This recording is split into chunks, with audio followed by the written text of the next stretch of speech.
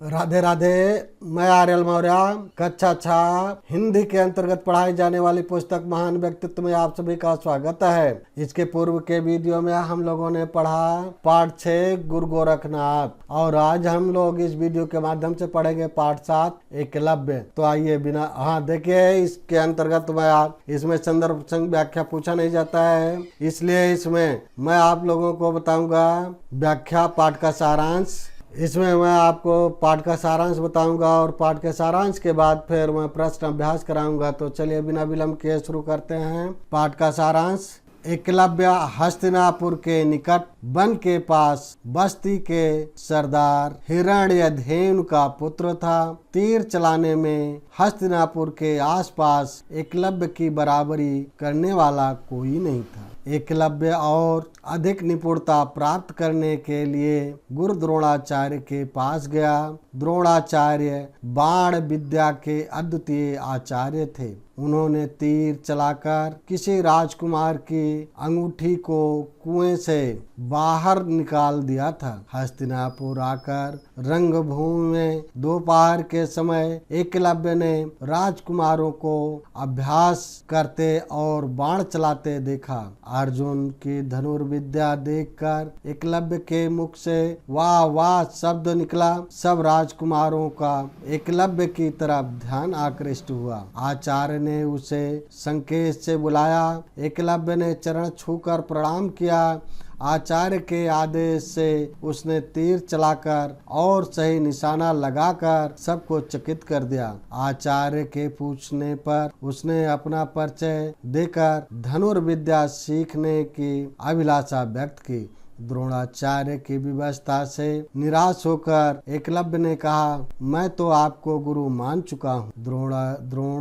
द्रोणाचार्य के चरण छूकर वह चल पड़ा। जंगल में द्रोणाचार्य की मिट्टी की मूर्ति के सामने वह दिन भर बाण चलाने के अभ्यास से बाण विद्या में निपुण हो गए। एक दिन घोड़े पर सवार होकर राजकुमार हिरण का पीछा कर रहे थे। एकलव्य ने अपने बाणों की वर्षा से घोड़े को रोक दिया। राजकुमारों ने एक जटाधारी सन्यासी को एक मूर्ति के सम्मुख बैठे देखा। पूछने पर जटाधारी एकलव्य ने द्रोणाचार्य मूर्ति को धनुर्विद्या सिखाने वाला अपना गुरु बताया। लौटकर राजकुमारों ने सारी कथा आचार्य को सुनाई। अर्जुन बहुत खिन्न थे, क्योंकि वह समझते थे कि मेरे समान कोई बाण चलाने वाला नहीं है। द्रोणाचार्य राजकुमारों सहित सन्यासी से मिलने गए। सन्यासी ने द्रोणाचार्य को देखकर श्रद्धा से उनके चरण स्पर्श किए और कहा कि मैं एकलव्य हूँ। मैंने आप ही की कृपा से बाण चलाने में सफलता प्राप्त की है। द्रोणाचार्य उसकी कला और गुरु भक्ति देख करके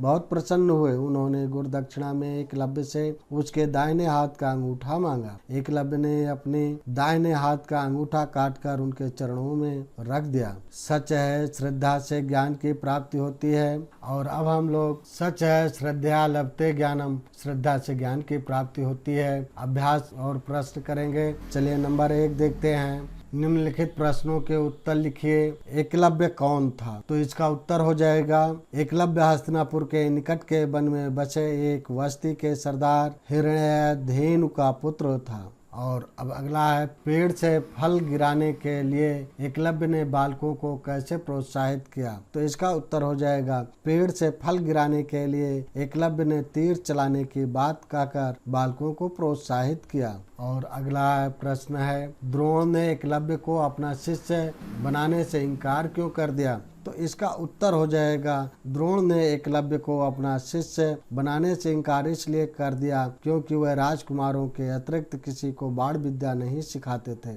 और अगला प्रश्न है, एकलव्य ने बाण विद्या सीखने का क्या उपाय किया? तो इसका उत्तर हो जाएगा, एकलव्य ने बाण विद्या सीखने के लिए द्रोणाचार्य को गुरु मानकर मिट्टी की उनकी मूर्ति के सामने दिन भर अभ्यास करने का उपाय किया। और अब अगला प्रश्न है, रिक्त स्थानों की पूर्ति कीजिए। देखिए, कहा है द्रोणाचार्य के समान बाण विद्या में कोई, देखिए यहाँ हो जाएगा द्रोणाचार्य के समान बाण विद्या में कोई दूसरा नहीं था, यहाँ दूसरा हो जाएगा, यहाँ दूसरा लिख लीजिएगा, मैं लिख नहीं रहा हूँ। और खा देखें द्रोणाचार्य यहाँ खाली स्थान में हस्तिनापुर के यहाँ राजकुमारों को बाण विद्या सिखाते थे, तो यहाँ हो जाएगा हस्तिनापुर और यहाँ हो जाएगा राजकुमारों। और देखिए गा है एकलव्य ने धनुर्विद्या सीखने की, अब यहाँ पर अभिलाषा व्यक्त की, यहाँ हो जाएगा अभिलाषा। और खा देखें घा में हो जाएगा एकलव्य ने गुरु दक्षिणा में दाहिने हाथ का अंगूठा, देखिए काट कर गुरु के चरणों में रख दिया, यहाँ दाहिने हाथ का अंगूठा हो जाएगा। अब इसे आप लिख लीजिएगा खाली स्थान में। और नंबर 3 है सही कथन के सामने सही का और गलत कथन के सामने